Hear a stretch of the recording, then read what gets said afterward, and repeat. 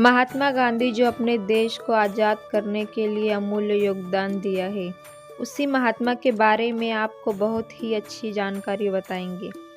मोहनदास गांधी का जन्म 1869 भारत में बम्बई के एक छोटे शहर में हुआ था।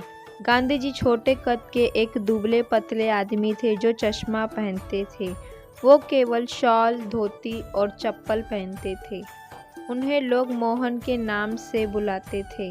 वह 6 बच्चों में सबसे छोटे थे। मोहन के पिता शहर के दीवान थे।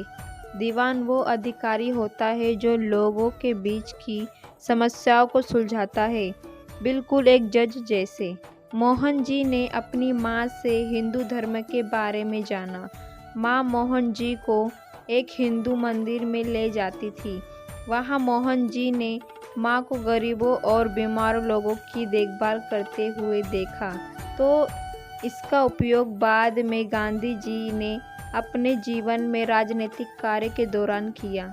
जब वे 18 वर्ष के थे तब मोहन जी के परिवार ने उन्हें इंग्लैंड के एक कॉलेज में भेजने का फैसला किया।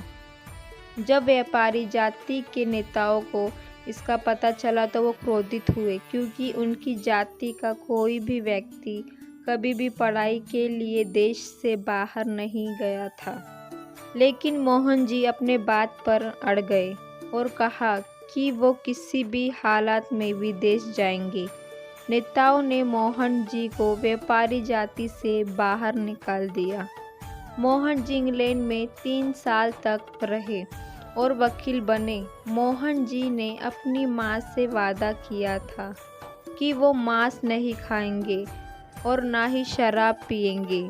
मोहन जी ने अपने दोनों वादे निभाए। मोहन जी की पढ़ाई का प्रदर्शन अच्छा रहा।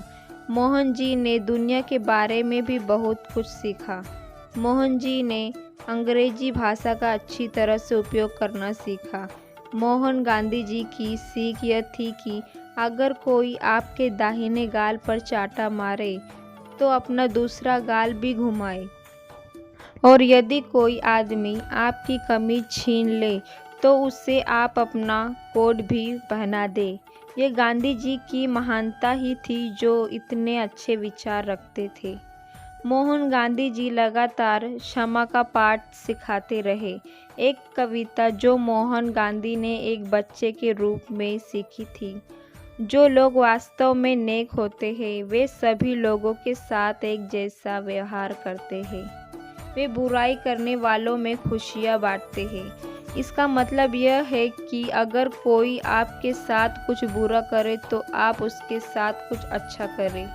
1891 में गांधी इंग्लैंड से लौटे। उन्हें घर आने की खुशी हुई, लेकिन एक बुरी खबर उनका इंतजार कर रही थी। इंग्लैंड छोड़ने से कुछ महीने पहले की उनकी माँ की मृत्यु हो गई थी। इससे गांधी जी बहुत उदास हुए। उनकी माँ को अब यह कभी नहीं पता चलेगा कि गांधी जी ने अपने वादे निभाए थे और अपनी कानूनी की डिग्री पूरी की थी। उन्होंने भारतीय लोगों के जीवन को आसान बनाने के लिए कड़ी मेहनत की और एक समाचार पत्र शुरू किया। उन्होंने एक बड़ा फार्म खरीदा जहां भारतीयों ने एक दूसरे की मदद की और मिलकर काम किया। उन्होंने अपने कपड़े खुद बनाए और जमीन पर खेती की।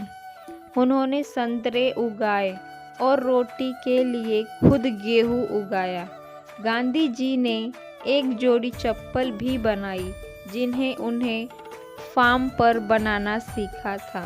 अंत में गांधी जी ने बुराई से लड़ने का एक नया तरीका ढूंढा। उसका नाम था सत्याग्रह, जिसका अर्थ है सत्य का बल। गांधी जी बंदूक या हाथापाई में विश्वास नहीं करते थे। उनका मानना था कि किसी से लड़ने का सबसे अच्छा तरीका है तुम वो मत करो जो वो तुमसे करवाना चाहते हैं। भारत में हर कोई उनसे प्यार करने लगा। लोग उन्हें महात्मा के नाम से बुलाने लगे, जिसका अर्थ था महान आत्मा, क्योंकि गांधी जी बहुत नेक थे। गांधी जी कहते थे कि मैं जानबूझकर किसी भी चीज़ को चोट नहीं पहुंचा सकता, खासकर किसी जीवित मनुष्य को, भले ही उसने मेरे साथ बहुत बड़ा गलत काम किया हो। आज भी भारत के अधिकांश शहरों में गांधी की मूर्तियाँ और पुतले हैं, लेकिन गांधी ने दुनिया को हिंसा से निपटने का एक नया तरीका ज़रूर सिखाया। उन्होंने लोगों को एक अच्छा और सरल जीवन जीना भी सिखाया। उन्होंने अपने लोगों की मदद करने के लिए और अपने देश को आज़ाद कराने के लिए कड़ी मेहनत की। गांधी जी ने दुनिया को बदला। गांधी जी का सबसे महत्वपूर्ण योगदान था कि उन्होंने लोगों को एक दूसरे को क्षमा करना सिखाया। आने वाली पीढ़ियाँ शायद ही इस बात पर विश्वास करें।